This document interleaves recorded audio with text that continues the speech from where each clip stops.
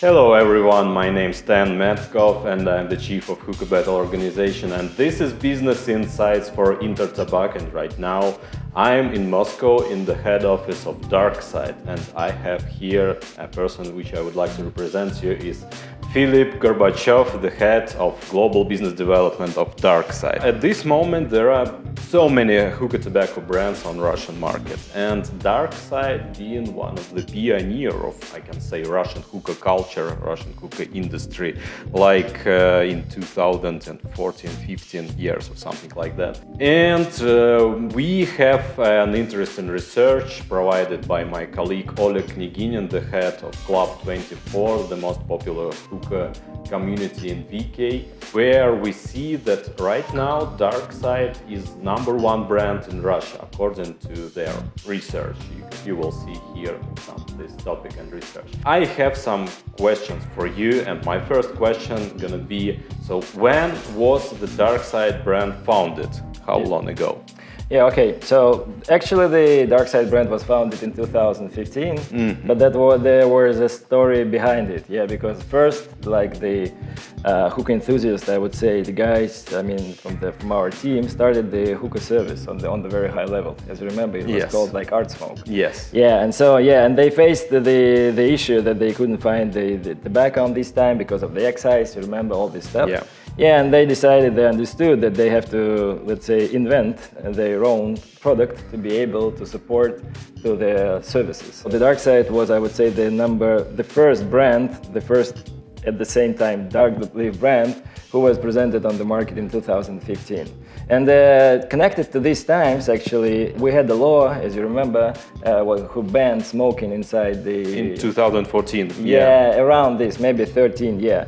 And in this time, the business and the market of hookah lounges started to grow rather rapidly.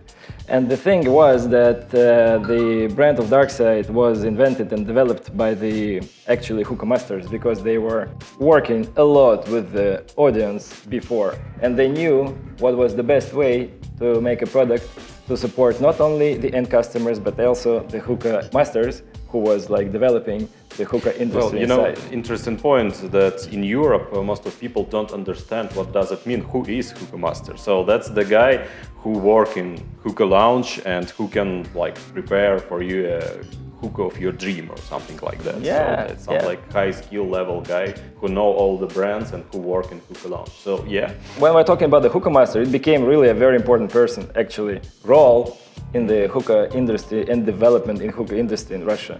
Because now it's like the #1 guy who knows what to do and who knows what your audience wants. So that was the times of old Russian hookah culture, like I can imagine 10 years ago. You mentioned hookah outsourcing. Yeah, it was a golden age of hookah outsourcing in Russia, and that's how many hookah masters appears, like, and it was like a part of Russian hookah culture. So the popularity of Darkside is gonna be my next question. So how Darkside became the most popular hookah brand in Russia? So which actions you think helps to lead to this status? You mentioned that Darkside being positively supported by many hookah masters who worked in lounges, but maybe it's also something else. Yeah, we were actually the first one, right? Yeah. That's very important. The next thing that we were always thinking about the feedback of our consumers, of our customers, because we were always in the very short contact with them. As you remember, we hold a lot of different huge events like tours, because there's very important to get the real information of what people needs and what people thinks about our product. So we spent a lot of efforts to get this very intensive, let's say, friendship. The second story is that we worked hard about distribution, because that is the most important, because in Russia there were no distribution of the hookah tobacco at all, because they were so only... if you are like a hookah shop or hookah lounge and you want to buy some hookah tobacco, you need to go to direct manufacturer or something like that. Yeah. And you've been the first who created your own network of distributors. Yeah, that's in each true. region. Yeah, and we were developing it every year, increasing the level of service, and that is, like, I would say, a very important thing. And the next story, that we were always trying to get a little steps forward thinking about what will be in the future, developing the new products, developing not only the tobacco products, but actually the accessories, all what you need actually to make the high level of service, no matter if you are in a hookah lounge or actually if you are at your home with your friends and guys. And let's say if you're working with the Darkside, you became, let's say, a opinion leader in a small group because you know how to do. You know what's the best solution, how to prepare a hookah. Can you please tell me who are Darkside ambassadors? So who are these guys? Actually, these guys are very experienced hookah masters who had a quite massive experience working in different lounges with the audience. Actually, we are presented with the brand ambassadors in all regions in Russia. And as I mentioned before, so our mission, like a company, like a brand, just to develop the hookah culture over the world. So that's why, I mean, this role of ambassadors are most connected to this mission. That means that we're trying to develop the ambassador, let's say, structure all over the world, where we are presented. So we're working on that right now very hard. So very soon you are going to attract ambassadors in the countries where Darkside already represented. Sure.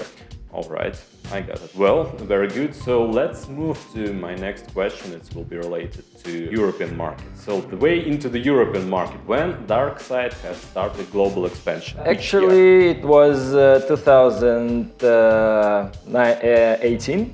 Actually, yeah, the first country was Armenia. And then we were launching probably, I would say, from 5 to 6 countries per year.